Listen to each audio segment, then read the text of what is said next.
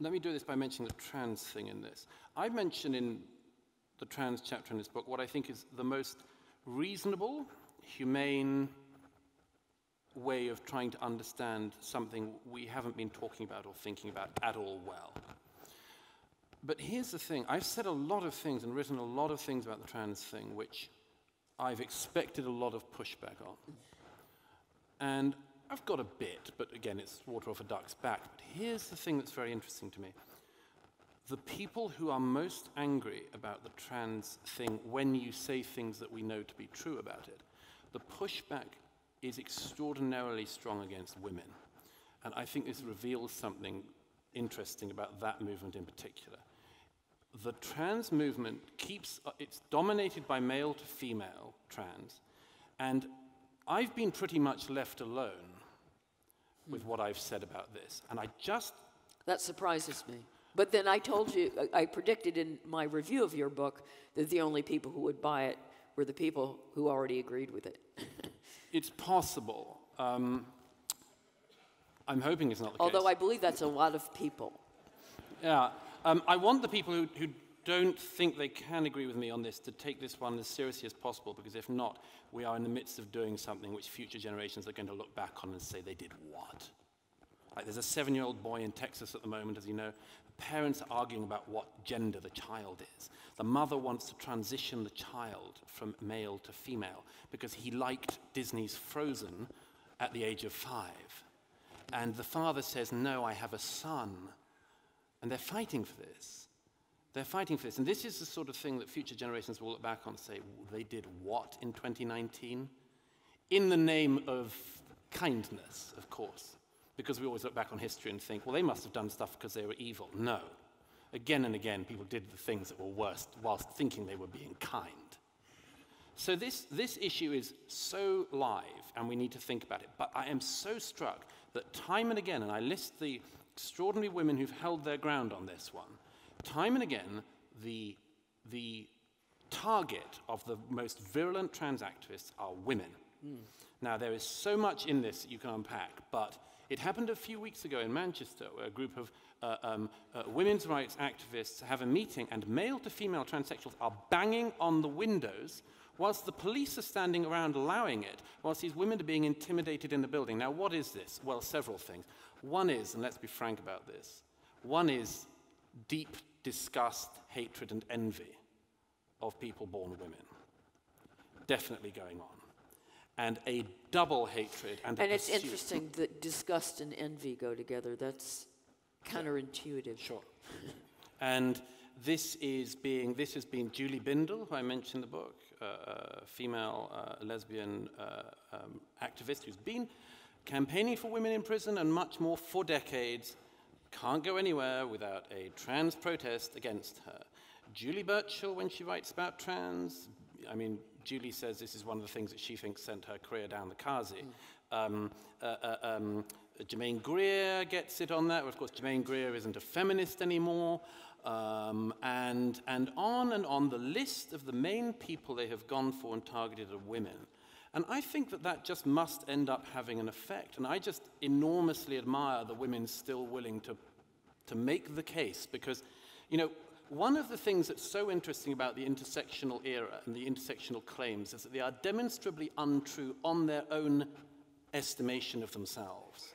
So the idea of this horrible-sounding movement of the intersectionalists is that the whole of our society is a set of interlocking oppressions, and if you unlock one of these oppressions, you unlock all of them.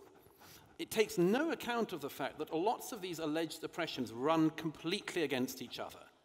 So, for instance, you say that the slightly effeminate boy is actually a girl. Or you say that the tomboy girl, who might grow up to be a lesbian or might grow up to be heterosexual, and 80% of people diagnosed with gender dysphoria turn out not to have gender dysphoria. But you do this, and you are running straight against some very fundamental things of the women's liberation and women's rights movement of recent decades. You are running very fundamentally against the gay rights and gay liberation movement of recent decades, and this is only just being realized. So what I say to the intersectionalists is, even on the basis of your own claim about society works, you are creating a car crash. What's extraordinary...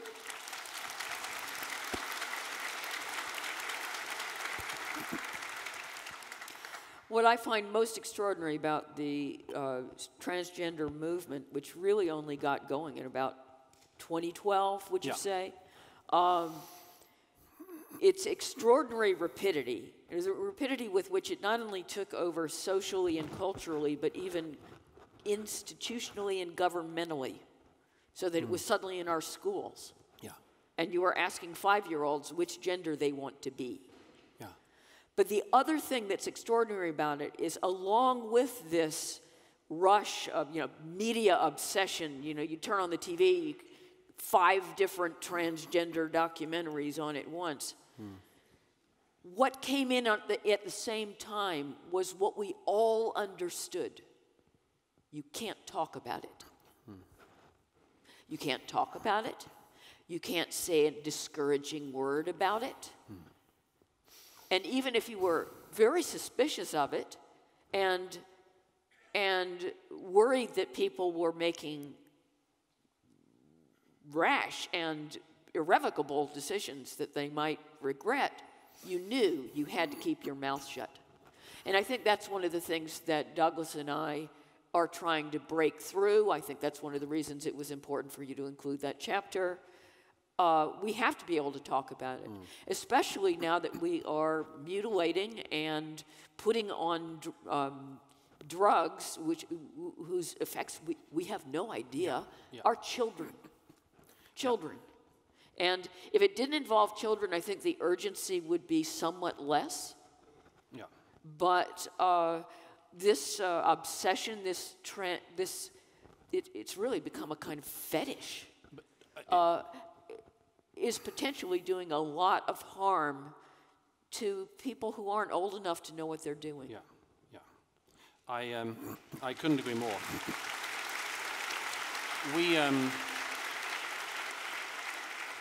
We should come to the audience for questions. I suggest, by the way, we save our what to do about it till the end of Q&A. Sure. But I just mention one other thing in the meantime, if I may, which is, I think the trans one is particularly interesting because it reveals something about this whole movement. I say about this that it's very striking when a movement is trying to gain following or acceptance. It's very interesting how it makes its moves. And the trans movement did something fascinating, which I think hasn't been identified enough. If you wanted to make a rights claim in this area, you would make the rights claim for intersex, that is, people born with indeterminate genitalia, because it's a hardware issue, and it's not a great way to start your life. It's a very suboptimal situation to be in. It's real. It's real. You can see it, it's real. And I reckon you could get a very legitimate, reasonable, and indeed pretty broad consensus of people to agree that these people need more help and understanding about them. Here's the interesting thing. Trans jumped all the way over intersex, never bothered with doing intersex, went all the way to, say, the big bearded man with a penis is a weightlifting champion in the women's bit, or you're a bigot. And it's an appalling way to try to build a coalition. So what I realized when looking into this was something I think is rather significant. They're not trying to build a coalition. They're not trying to do that. They are using trans as a battering ram. The same thing they've been trying to use women for, same thing they've been trying to use the gays for, same thing they're trying to use different races for. What is the battering ram? I would suggest it's something like this. And by the way, in some people this is, I say this in the Marxism chapter, in some people this is completely straightforward. It is post-Cold War, smuggling Marxism in through a new way, undermine everything about this society. Say that being gay is merely the first step to undermining capitalism. Saying that being a woman cannot be addressed unless we also bring down the free market. Say that we live in the most sexist society, the most racist society, the most unfair society. Do all of these things. Say that we don't know what men and women are. Undermine every single basis of truth that we understand. Demoralize everyone long enough that then they don't resist when you come in with your fully prepared Marxist plan. Now, some of that...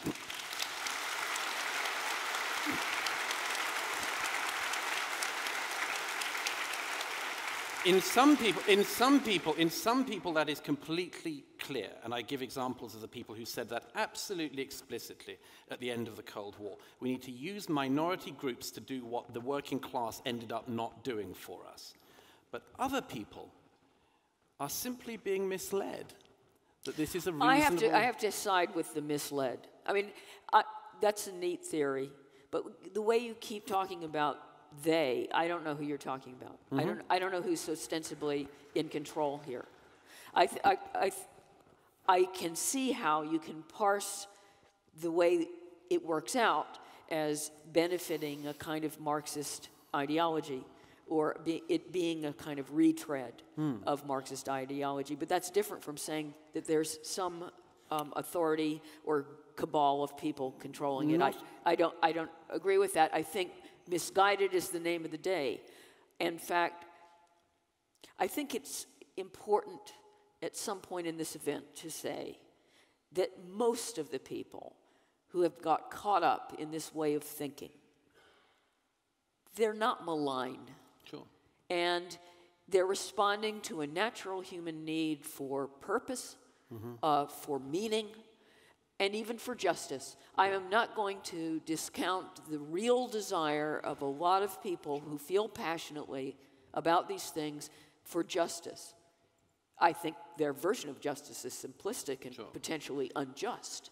But that's not to say that their motivation is wicked in any way. And therefore, I think they're misguided. And I think one of the best things that you observed in your book was it had a tenderness to it, that kind of understanding for what the movement is feeding, these kind of appetites. So that what's wrong with it is that it's something of a dead end. It's spiritually unnutritious in that flattening of the world, and it's a waste of their time. Yeah.